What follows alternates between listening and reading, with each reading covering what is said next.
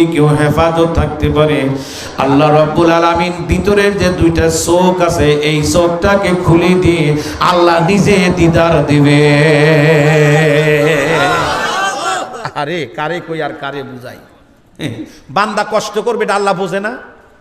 এই নারীর থেকে চোখটা ফিরিয়ে রাখছি, এমন একটা নারী যা মন আমার বারবার চাইতেছে, কলিজা ছিঁড়ে যাইতেছে, মন বলতেছে ডাক ডাক, কিন্তু আমি আল্লাহর ভয়ে না না, আমার কলিজা ছিঁড়ে যাইতেছে। আল্লাহ কয় আমি জানি কষ্টকর, এইটারে হেফাজত করছস আমার জন্য, যা আমি তোর এই ভিতরেরটা খুলে দিয়ে আমাকে দেখার সুযোগ দিলাম। মনে করছেন চোখের হেফাজত করলে কষ্ট হয়? আল্লাহ বুঝি জানে না আল্লাহ যে কি নিয়ামত দিবে আপনি বুঝতেও পারবেন না। আল্লাহর কসম করে বলতেছি, আল্লাহ তুমি আগে আমাকে তৌফিক দাও, আল্লাহ আমাকে তৌফিক দাও। একটু জোরে বলবেন না আমিন? ভাই আপনাদের পা ধরছি, যদি বলেন নিচে এসে পা ধরেন আমি তাও রাজি ভাই, তবুও ভাই এই কথাটার পুরো আমল করার চেষ্টা করেন। একটু কষ্ট হবে, চোখের গুনাহ থেকে একটু বেঁচে থাকার চেষ্টা করেন। আমিন বলবেন না ভাই? আল্লাহ রাব্বুল আলামিন বলেন শুধু তাই নয়, দ্বিতীয় নাম্বার অপশন হলো ওয়াইয়াহাফাজু ফুরুজাহুম, তোমরা নিজেদের লজ্জাস্থানের হেফাজত করো। যদি করতে পারো বলে কি হবে? যালিকা আযকা লাহুম, এটাই হবে তোমাদের জন্য উত্তম। মালিক বলেন ইন্নাল্লাহা খাবীরুম বিমা ইয়াসনাউন, নিশ্চয় আল্লাহ সে বিষয়ে সমক্ষক ও অবহিত, তোমরা তারা যা করে। বাদান পর্দা কিসের জন্য ফরজ? চোখের হেফাজত কেন করবেন? আল্লাহ পাক সূরাতুল মুমিনের মধ্যে 19 নম্বর আয়াতের মধ্যে আল্লাহ বলেন ইয়ালামু খাইনাতাল আয়ুনি ওয়া মা তুখফিস সুদূর। এ বান্দা বান্দির দল, চোখে চোখে কি লুকোচুরি করো দুনিয়ার কেউ না জানলে, আমি আল্লাহর চোখ থেকে খালি নয়, পৃথিবীর কেউ না বুঝলে আমি আল্লাহ খুব ভালো করে বুঝি। বান্দারে চোখের হেফাজত কর, পর্দা কর, পর্দা কর। বলে কেন করবি?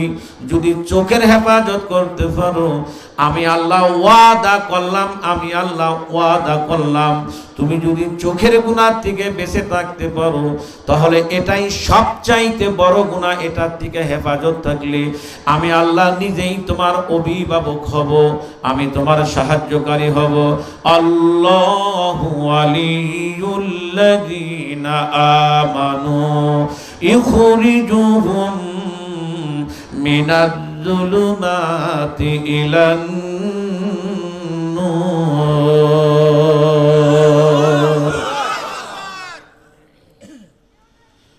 আমি আর কিছু আয়াত শরীফ আপনাদের শোনাবো, এরপরে কলিজা ছেঁড়া কিছু কথা শোনাবো।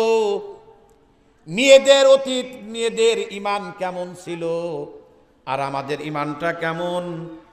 যদি ভিতরে একটু ঈমান থাকে চোখের পানি আপনারা রাখতে পারবেন না। বাজানরে খুব ভালো করে বুঝবেন, কথাগুলি দেল দিয়ে বুঝবেন। পর্দা করার ব্যাপারে রাস্তায় বের হওয়ার সময় নবীর বিবিরা কিভাবে বের হবে, নবীর বিটিরা কিভাবে বের হবে আল্লাহ নির্দেশ দিয়েছেন। শুধু মনে করবেন না আল্লাহ আমাদের জন্য পর্দা ফরজ করছেন, নবীদের জন্য বুঝি করেন নাই? সুবহানাল্লাহ কয় না? জিনিসটা বলতে যত সোজা, বুঝতে বড় কঠিন। যদি আল্লাহ বুঝায় কলিজার মধ্যে তীর হয়ে লাগবে, কি করলাম রে এতদিন। মালিক বলেন ইয়া আইয়ুহান নাবিয়্যু কুল লিআজওয়াজিকা ওয়া বানাতিকা ওয়া নিসাইল মুমিনিনা ইবনিনা আলাইহিন্না من جلابيبهن ذلك أدنى أن يعرفن فلا يؤذين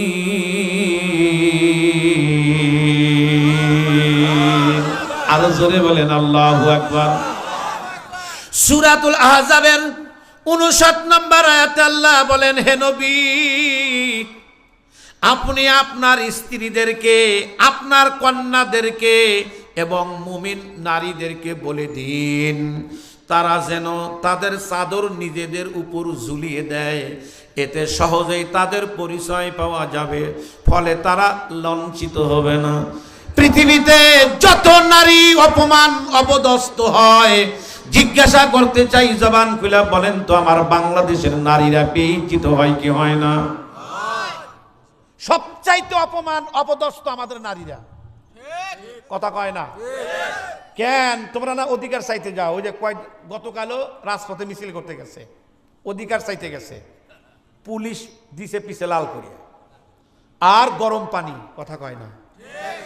আপনারা কি কোনো দিনে দেখেন নাই মিছিল মিটিংয়ে নারীদের চুল ধরে টানছে, রাজপথে শুয়ে লাথি মারছে, কথা কয় না? যুবকরা ধরে নিয়ে ধর্ষণ করছে, এরকম নাই? ধর্ষণ করার পরে টুকরো টুকরো করে কেটে ফেলছে, বাংলাদেশের ইতিহাস নাই? কেন? অধিকার চাইতে গেছো, এরকম হয় কেন তোমাদের? আমরা হুজুররা তোমাদের কইলে তোমাদের বেগতিক হয়। এই বাংলাদেশে এক শ্রেণীর বুদ্ধিজীবী, এরা আমাদেরকে ধর্ম অন্ধ বলে যে হুজুররা নারীদেরকে ঘরে রাখতে চায়। আরে বেটা চাদু, আরে বেটা মূর্খ জাহেল, আমরা বানোয়াটি কথা বলি না, আমরা নারীদেরকে নারীর অধিকার নিয়ে আল্লাহর কোরআন থেকে কথা বলার চেষ্টা করি। আজকে প্রত্যেকটা মা বোনকে ঘর থেকে বের করার পশ্চিমাদের নব্য ষড়যন্ত্র, আজকে নারীদেরকে ঘর থেকে বের করতে চায় আর নারীদেরকে তাই বুঝায়। আর এক শ্রেণীর নারীরা আমাদেরকে ধর্ম অন্ধ বলে যে কোরআন সুন্নাহ উলামায়ে কিরাম নারীদেরকে ঠকায়। নাউজুবিল্লাহ, একটু জোরে বলেন। কোনদিনও তা কোরআন বলে না। আজকে দেখেন উচিত কি ছিল, বিয়ের শুরু থেকে আমাদের অন ইসলামিক কার্যকলাপ বিয়ের থেকে শুরু হয়। যখন কোনো মেয়েকে দেখতে যায়, দেখবেন এরা না জানার কারণে, জাহেল হওয়ার কারণে দেখতেই যায় বীরজন। আর কোরআনের সিদ্ধান্ত কি? বিয়ের আগে তার বাবাও দেখতে পারবে না। কোরআনের সিদ্ধান্ত হলো যে ছেলে বিয়ে করবে শুধু সেই ছেলে দেখবে। কিন্তু কোরআনের এই কথাটার উপর কি সকলেই আমল করে? অনেক মানুষ কিন্তু ভুল করে বসে। আবার যখন বিয়ে হয়, বিয়ের যে একটা মহারণা ধার্য হয়, এটা কিন্তু পুরোটাই মেয়ের অধিকার। আমরা প্রথম দিন এই নারীটাকে ঠকাই, কথা কয় না? মাসআলা না জানা না থাকার কারণে কিভাবে ঠকাই? বলে একটা নারীর 1 লক্ষ টাকা দেনমোহর ধার্য। কয় লক্ষ টাকা? বলে কি বলি আমরা? বলে একটা নাকের অফেল এবং নগদ 500 টাকা দিয়া অমুক গ্রামের অমুক ছেলে তোমাকে বিয়ে করতে রাজি হয়েছে, সেও কবুল বলেছে। মা তুমি রাজি থাকলে বলো কবুল। ধার্য হয়েছে 1 লাখ, নগদ পাইছে একটা নাকফুল আর 500 টাকা। মেয়ে বোঝে নাই, বোকা মেয়ে, যে এটা তার অধিকার। এই তো শুরু হয়ে গেছে গা, ওই বাকি রেখেই বিয়ে শাদী হয়ে গেল। আমি জিজ্ঞাসা করতে চাই, আপনারা কোরবানির গরু যে তৈরি করেন, একটা গরুর দাম যদি 1 লক্ষ টাকা হয়, আর যদি ব্যাপারী বলে এই যে 500 টাকা নগদ দিলাম, বাদ বাকি টাকা যেদিন পারি দেব, দেবেন? ওই ব্যাপারী কি নাক থাকবে? গাছের সাথে দড়ি দিয়ে বানবেন। তারপরে সিঙ্গল দড়ি না মোটা দড়ি, কথা কয় না? যে কয় কি